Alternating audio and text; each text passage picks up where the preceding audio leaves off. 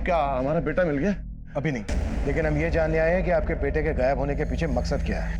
विकास sir, क्या बात है साहब, उनको अंदर क्यों भेज दिया साहब? घबराइए नहीं पंडित जी, घबराइए नहीं, दर्शन करने गए हैं। अब आप ये बोलिए कि दक्षिणा क्या लेंगे? हम समझे नहीं साहब।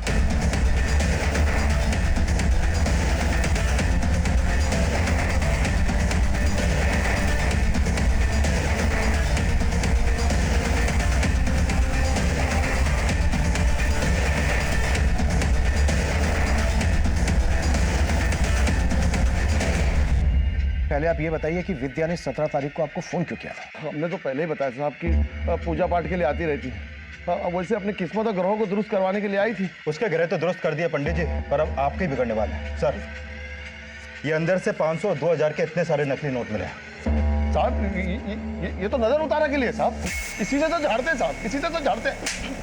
पर अब तेरी झाड़ेंगे हम। ये बता, मंदिर के पीछे इतने सारी यूज्ड कॉन्डोम की दुकान क्यों खोल रखी है तूने? वो किसका उतारा है? थाने लेकर चलो इसे, वो इसकी तबीयत से नजर उतारेंगे। नहीं साहब रुकिए साहब, हम सब कुछ सच सच बताते हैं साहब। उस दिन भी वो अपनी नजर उतरवाने के लिए आई थी। तुम्हें क्या मिलाया था तूने? सच बोल। अंदर से ये मिलाई थी ना तुमने? साहब गलती से हमने उसको वाला लड्डू दे दिया था।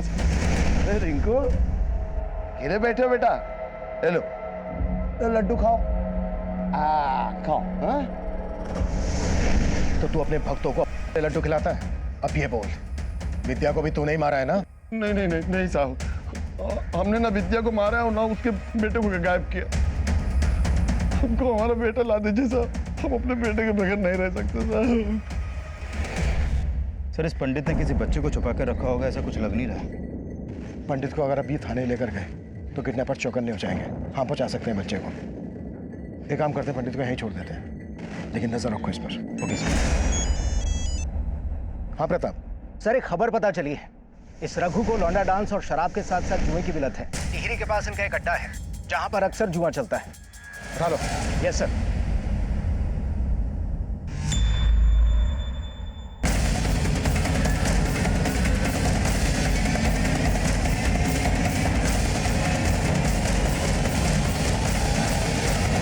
तो हमारे साथ सट्टा खेलता था साहब। हम लोगों को बाद में पता लगा कि विद्या रघु के लिए सट्टा खेलती है। वो जो नंबर लगाती है साहब, उसका नंबर लग जाता था साहब। विद्या के जीतने से राजा और चीकू को बहुत चिढ़ होती थी साहब। राजा, तू तेरी हिम्मत कैसे हमें ऐसे पकड़ने की? इतना नखड़ा काहे कर रही है रे? वही तो कर रहे हैं ना जिसके लिए तुमको पैसा चाहिए। इस बार के सट्टे का अपना नंबर हमको दे दे, नहीं तो अपनी औकात पे रहे। अरे तेरा औकात जानते नहीं है का हम तो हाथ क्या सब कुछ लगाएंगे, और अगर किसी को कुछ बोला ना तो तेरा सारा भांडा फोड़ देंगे। रघु की बीवी विद्या का हमेशा सही नंबर लगता था? हाँ साहब। उसे पता कैसे चलता था सही नंबर का? अगर मालूम होता साहब, हम भी कुछ जीत जाते। सर, मैंने विद्या का बैंक अकाउंट चेक किया। शंकर के अलावा विद्या का बड़ा जीजा बिंदु भी विद्या के अकाउंट में समय समय पर काफी पैसे ट्रांसफर कर रहा है। बिंदु भी? हाँ सर। इस बिंदु से साहब, हम मानते हैं कि विद्या के अकाउंट में पैसे हम डाला करते थे, क्योंकि रघु कुछ कमाता धमाता नहीं था। पर विद्या उन पैसों से सट्टा खेलती थी, ये बात आपको मालूम थी? नहीं साहब, इसके बारे में हमको कोई जानकारी नहीं थी। शंकर भी विद्या के अकाउंट में पैसे डालता था और रघु को लगता था कि शंकर का और विद्या का अफेयर चल रहा है। क्या आपका भी विद्या के साथ? अरे नहीं साहब, कैसी बातें करते हैं आप साहब। विद्या तो हमारे लिए हमारी छोटी बहन की तरह थी, और हमको पूरा विश्वास है कि विद्या के खून में किसी घर वाले का नहीं बल्कि बाहर वाले का हाथ है। बाहर वाला कौन? वो तो आपको ही पता लगाना होगा साहब। रघु को तो कुछ पड़ी नहीं थी। बेकार में इन बातों को छेड़कर आप हमारे खानदान की इज्जत मत उछालिए साहब। ये तो आगे पता चल ही जाएगा किसको कितनी इज्जत प्यारी है। जरूरत पड़ी तो फिर आएंगे। पंडित प्रमोद के बेटे बिट्टू की मिसिंग कंप्लेंट की तब इन सवालों के जवाबों से हम कोसों दूर थे।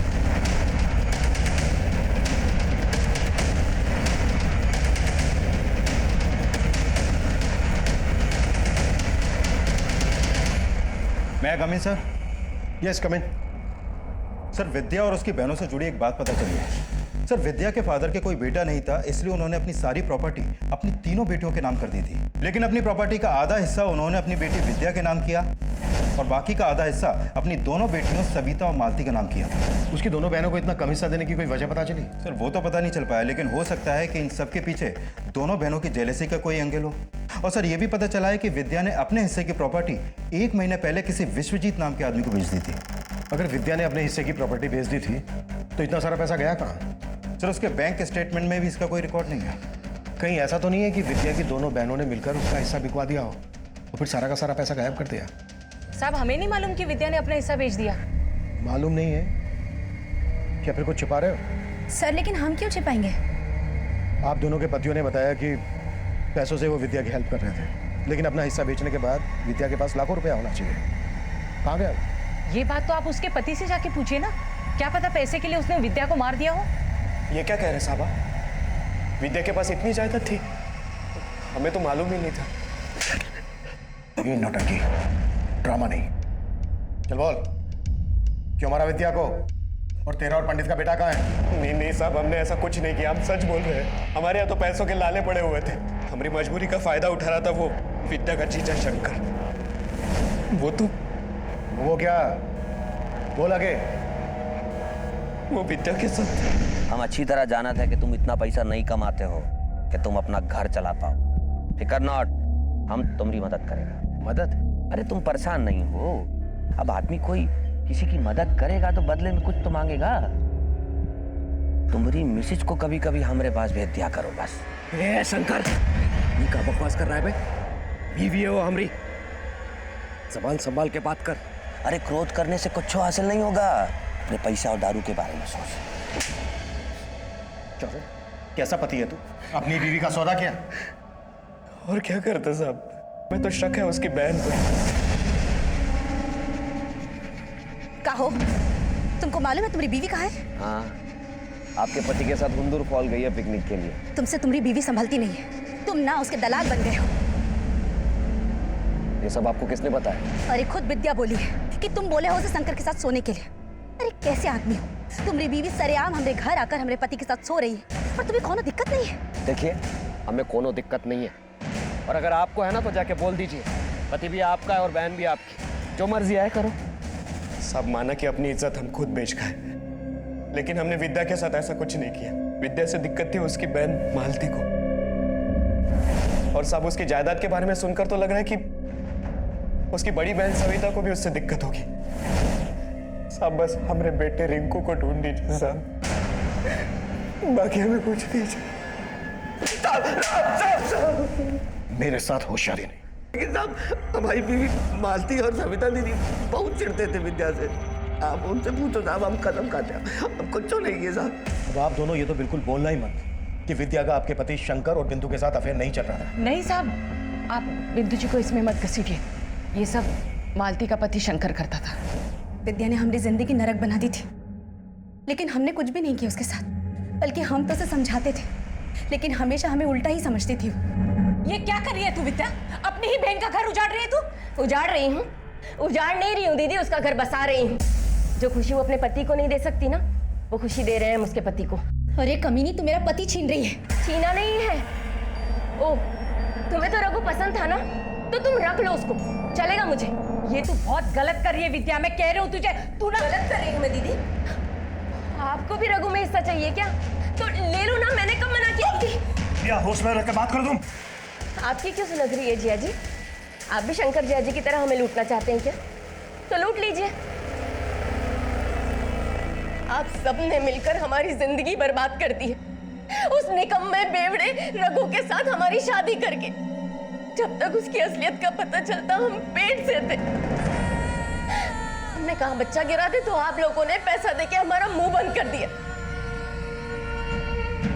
पेट से थी ये, पिटती रही उससे, और आप लोगों ने कुछ नहीं किया, पिटती रही बस।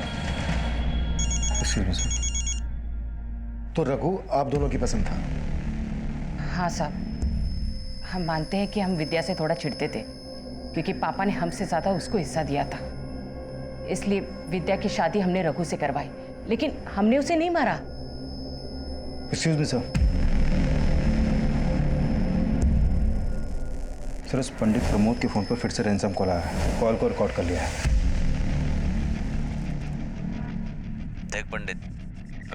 सट्टे का सही नंबर नहीं बताया ना तो समझो तुम्हारा बेटा खत्म। अरे भाई हम सब बता देंगे, हमको हमारा बेटा लौटा दो बस। पहले जिस आदमी ने पंडित को फोन किया था उसने पंडित से डिमांड की थी कि अगर उसे अपना बेटा वापस चाहिए तो उसे पहले विद्या का बेटा रिंकू लौटाना पड़ेगा। अब ये सट्टे का क्या चक्कर है? एक ही बच्चे के लिए दो दो फिरौती की मांग कैसे की जा सकती है? और सर सवाल ये भी है कि अगर विद्या का मर्डर हो गया तो उसका बेटा कहाँ है अभी? ये तो अब किडनैपर ही बताएगा।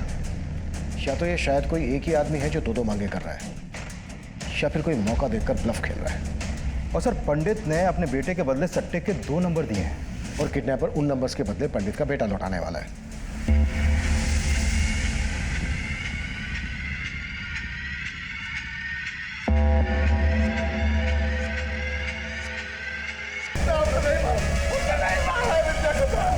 ये सट्टे के नंबर का क्या चक्कर है? अरे साहब वो भी हमारा पाकट था साहब। अरे बाप रे, हमारी सेटिंग थी साहब, सट्टे खेलने वाले थे साहब। हम सबको सट्टे का नंबर बताते थे और तब तक खूब पैसा वसूलते थे सर, और सब हमको चमत्कार ही समझते थे सर। और यही चमत्कार दिखाकर तो विद्या के साथ शारीरिक संबंध बनाता था। नहीं साहब, पूरा को खुद भेजता था उसको हमारे पास साहब। इसके लिए हम विद्या को सही नंबर बता देते थे, लेकिन हम उसको मारे नहीं साहब, हम उसको मारे नहीं।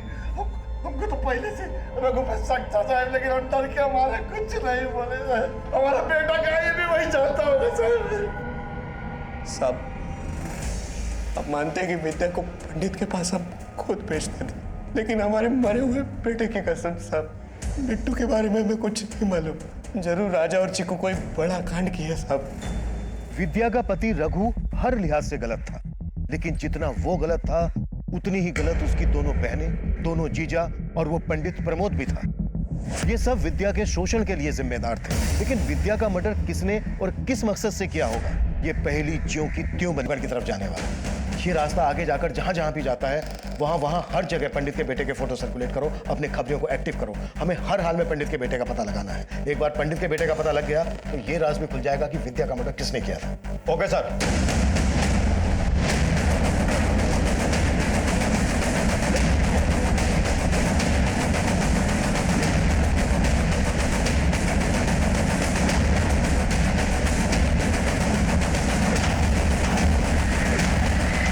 भैया 10 रुपए के 2 जगह फरसान देना। जी।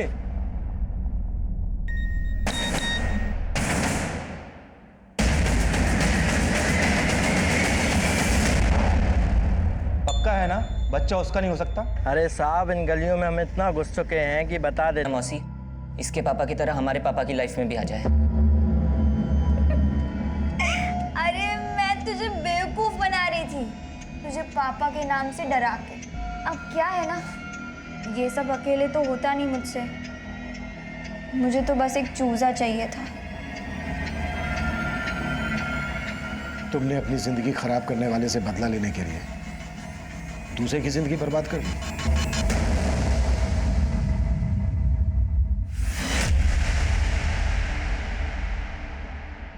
हम अपने बच्चों को हमेशा सही शिक्षा देने की ही सोचते हैं, क्योंकि हमें डर होता है कि कहीं बाहर का खराब माहौल हमारे बच्चों को बिगाड़ ना दे। लेकिन हम कभी ये नहीं सोचते कि हमारी खुद की बुरी आदतें भी हमारे बच्चों पर गलत असर छोड़ सकती हैं। लेकिन विद्या और रिंकू के साथ जो हुआ उसके लिए हमेशा रघु जिम्मेदार रहेगा। सवाल यह भी उठेगा कि दूसरों की ज्यादतियां स्वीकार करने के बजाय बेहतर यह होता कि वो अपनी गरिमा को बचाने की कोशिश करती, हमारे पास आती, हमसे न्याय की मांग करती। उसकी सबसे बड़ी भूल यह भी थी कि रिंकू के लापता होने के बाद वो हमारे पास नहीं आई और राशि और निक्कू की बातों में आकर उसने पंडित प्रमोद को सबक सिखाने की योजना बनाई।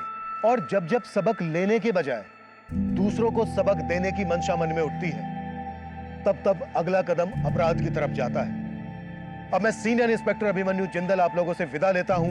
आपसे फिर मुलाकात हो।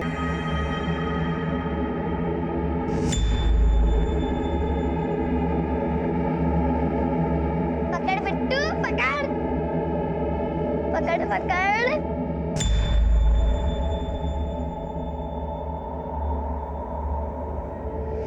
चलो तैयार हो जाओ। मरम्मत करा लेना, वैसे भी तेरी विद्या तो सबकी मरम्मत करती है।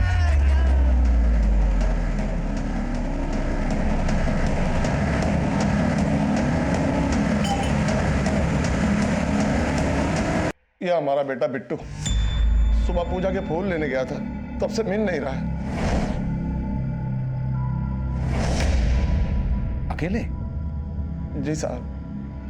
पंडित जी, आपका बेटा बहुत छोटा है, आपने इसे अकेले ही बाजार में भेज दिया? साहब, बिट्टू रोज अकेले ही बाजार में फूल लेने जाता था। हमारी शादी के 15 साल के बाद हमको एक लौता बेटा मिला था साहब। अगर इसको कुछ हो गया साहब तो हमारी स्वर्गवासी बीवी की आत्मा हमको बहुत कचोटेगी साहब, बहुत कचोटेगी।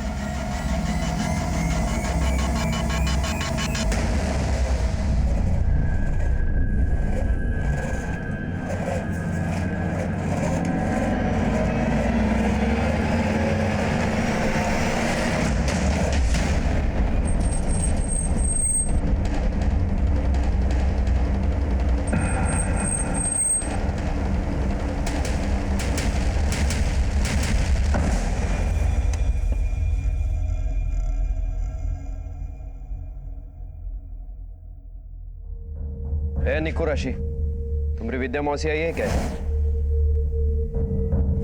नहीं मौसा जी, विद्या मौसी तो नहीं आई। रिंकू मिला क्या? अरे रिंकू तो तभी मिलेगा ना जब तुम